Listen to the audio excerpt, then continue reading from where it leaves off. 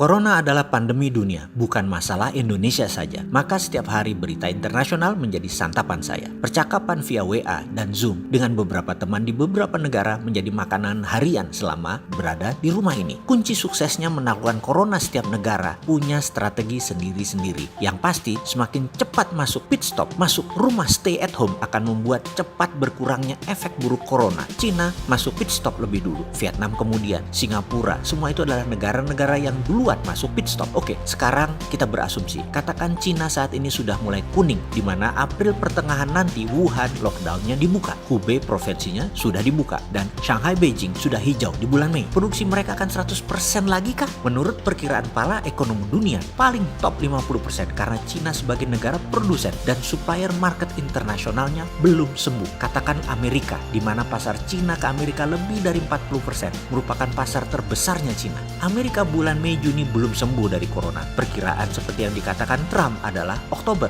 Lalu Corona di berbagai negara muncul, tumbuh, bergantian. Singapura mungkin sama dengan Cina. Juni, Juli tahun ini sudah aktif tapi belum membuka diri dengan internasional. Misalnya Indonesia puncaknya di bulan Mei. Sembuhnya kira-kira apa? 2 bulan kemudian, Juli, September, Cina tidak akan dagang dengan Indonesia pada saat itu. Sampai sembuh bener. Jadi selama tahun 2020, setiap negara yang sudah menang melawan Corona, mereka aktif hanya 50%. Di mana yang diutamakan adalah domestic consumption, market lokal, ekspor ataupun impor sangat selektif sekali. Mungkin untuk amannya hanya energi yang mereka impor, sisanya menggunakan substitusi produk dalam negeri masing-masing negara. Jadi perkiraan analis di CNN yang menjadi referensi saya tersebut, saya setuju. Ini menjadi peluang di satu sisi, menjadi ancaman di sisi yang lain. Seperti dalam tulisan dan video sebelumnya saya mengatakan global economy itu control alt delete atau reset semuanya. You are on your own. Masing-masing negara urus masing-masing negara dalam membangun ketahanan pangan dan ekonomi. Kalau kesehatan saat ini seluruh dunia harus bergandengan tangan atas nama kemanusiaan. Jadi inilah masa purifikasi, masa pemurnian. Anda pebisnis akan menjadi boy terus atau menjadi a man. Yang bergantung pada pinjaman dolar pasti jedak.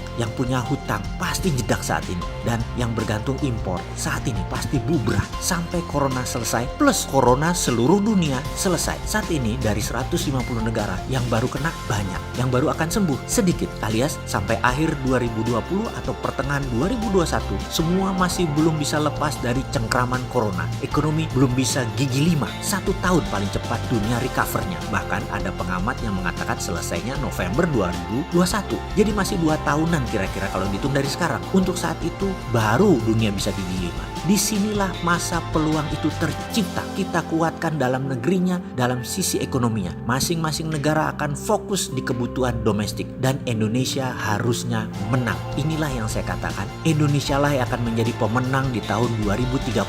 Jadi nomor 1, kita harus no box thinking. Kita urai perlahan strateginya. Nomor 1 pastinya gunakan MMT. Gelontorkan pendanaan ke UKM. Tidak pakai infrastruktur bank, tapi buat SKK, Satuan Kerja Khusus. Kita sudah punya SKK Migas. Kemarin saya usulkan ada SKK Minerba. Sekarang kita buat SKK Keuangan, Satuan Kerja Khusus Keuangan, di bawah Kementerian Mensesnek. Punya SKK tadi yang menggunakan instrumen uang keluar distribusinya baru Bank BUMN selama disetujui oleh SKK Keuangan. Terbitkan rupiah biru. Saya sarankan bergambar Pak Jokowi Ma'ruf karena rupiah biru ini dicetak terbatas masa baktinya hanya 4 tahun. Utamakan hanya UKM yang tak ada bahan baku impor dan untuk kebutuhan dalam negeri. Ini ibarat kita lagi main di time zone. Masuk ke time zone, uang kita ditukar chips. Chips hanya beredar di time zone tersebut. Rupiah biru tadi berlaku hanya di Indonesia. Tidak boleh ditukar dengan currency asing. Terjadi penukaran dan ketahuan akan dipenjara 5 tahun. Membawa uang ini keluar negeri, penjara 5 tahun. Sudah mulai kebayang strategi ekonomi berbasis MMT. Beranikah kita melakukannya? Seleksinya bagaimana? Semua sudah kami simulasikan dan sudah ada latar belakang keilmuannya. Sekedar urun solusi loh ini untuk Indonesia menang.